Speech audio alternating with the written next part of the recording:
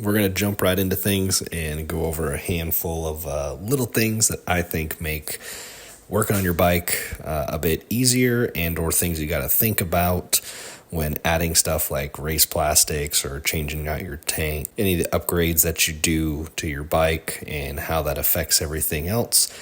If you've done any kind of work like this before, you know that this is one hell of a slippery slope, and things, when they look at it like a super bike, man, they are making all sorts of different parts. So this is by far not even close to that. These are just a few things for like the common guy can do to his bike to make things a little easier, or just things you got to think about when you're throwing stuff on. So the bike's been tested. We did a shakedown test, got to do a track day, so that's all good. We're up and running and hope to be racing here shortly. We're going to go over a few things and show you guys a few little things that we've done to the bike here. Quick releases for your fuel line. These are awesome. These quick releases really help. The stock ones are such a pain, man. So these are pretty rad. Not only are they quick release, they're also dry brake. They're all stainless. They're made with some really good quality materials. Real positive feedback when they clip together and when they release, which is great. And again, dry brake, so you're not getting fuel all over the place. They do come in 90-degree bends or straight like you see these here. So I'll throw up a link so you guys can take a look at those. We've used the stock fuel line coming out of the tank with just a 90-degree bend, so it helps hook up to our system here. Here's the other end, the female end. I'll go ahead and take off some of this heat insulation. So as you see, the two pipes, right, for fuel flow or stock connectors are still connected. Those are going to your fuel rails. And all we've done is take out the stock line there and put this dry brake in place. So it's a big lifesaver. It's one of the first things that I would say do to this bike if you are taking your tank off, going into the air box or anything like that. One of the next things I wanted to go over is race plastics. Race plastics are awesome because they do offer a bit more of an efficiency when taking stuff off and on, because they're using the quick like Zeus releases as opposed to the stock fasteners, so that really helps. Just know, man, when you bolt these things up, nothing ever fits. We changed some rear sets, and you see these Gills Tools rear sets needed a little bit of clearancing, both on the brake side as well as the shifter side.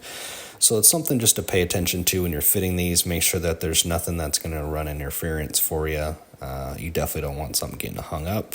One of the other things I had to clearance the exhaust. The CS Racing exhaust is pretty rad, but did need some clearancing with this style of fairing.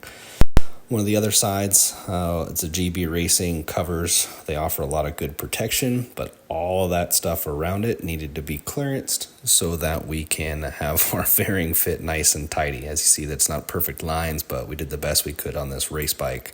So just a heads up, you may have to do some additional clearancing depending on the parts combinations that you're running. If you've had a crash, but you still want to run those stock clamps because they are still good, this is one of the ways you can do it. We'll peek in here and look at the Spider steering stop.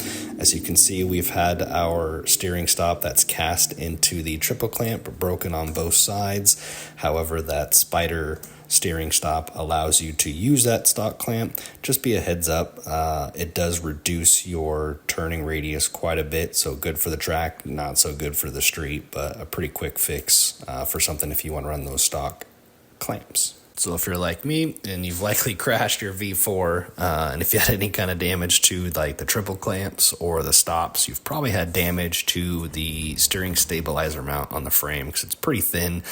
And unfortunately mine, the last crash, yeeted out somewhere in the field in ECR, Eagles Canyon Raceway. So I don't know where that thing is, so if you happen to find one, good on you. You got a Ducati steering stabilizer for free. Anyway, replacing it, we're doing an Öhlins steering stabilizer, and I really didn't know how to go about this until I found this company, Kraytech. And these guys make an awesome aluminum bracket that bolts right up to the frame with the existing bolts, like where your headstay goes for all your electronics, and super easy install and super clever. So heads up with the Kraytech mount. You guys should check that out if you need one or broke one like I did. So we've got one of our air temperature sensors here pulling out of the box. This goes into your intake tube and inlet. So the bike can help with the air temperature, pressure, that kind of stuff, right? So it's just one of the sensors that has to be relocated. And that goes into your new intake tube. The aftermarket ones, at least the ones that I've gotten from a couple different measures, do not come with any kind of mounting hole for that. So I just took the stock one and then measured out the distances from like the back and side and the little bit of angle and cant that it had on there, and just cut that up and made sure that it fit. And so that's one of those things where, again, the heads up, if you're getting an intake tube from an aftermarket manufacturer, they're probably not going to have a mounting hole for it. So you're going to have to do a little bit of cutting around inside that fiberglass, but it's not too bad. But once you get it mounted up, as you can see, it just bolts right up in there. A little side note too is some of those head stays where all of your instrument cluster bolts to, they're a bit different.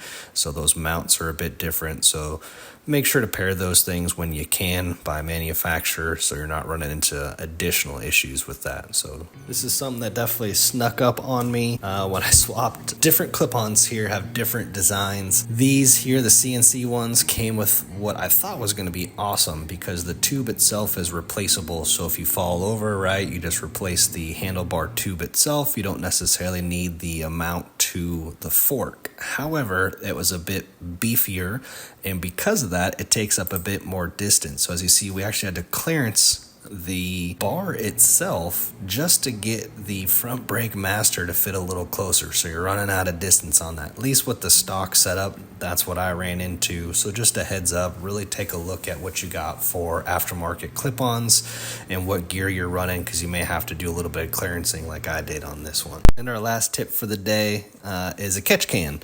So these bikes, when you take off a bunch of stuff, you got to run a catch can for racing, right? The only space that I really found was up in front where the headlight goes, and once you remove that headlight, it does give you a lot of space. The problem that I had is like a Motion Pro catch can was way too big, and I'm like, I don't know what's going to fit in here. So I actually found, after looking around a bit, like an RC fuel tank. So that's what I ended up using, was a small RC fuel tank for a catch can, and just ran everything. So this way you can take a look at it and how it's oriented with the vent lines and the overflows and that kind of stuff. So it works out pretty well for me, just Velcroed in on the intake tube, and that seems to work just fine. So as a heads up, if you need something like that, that's a relatively inexpensive fix. It's an RC fuel tank. So this is that brand, and I'll show that here real quick so you guys can order one if you need one. So that is it for the day. That's all we've got for a quick update on a handful of things. Hopefully that helps you out moving forward. If you guys have any questions about any things that you see on the bike, go ahead and drop me a line in the comments, and we'll try to address that stuff. We should be getting back here to racing here shortly with a whole lot more cool footage as opposed to just all this repair stuff. But again, if you happen to see anything you'd like me to go over or had any questions, hit me up in the comments, and we'll see if we can't throw a video together to help you guys out, because a lot of this stuff you learn the hard way, right? And hopefully we'll see you guys out there on the track. Take it easy.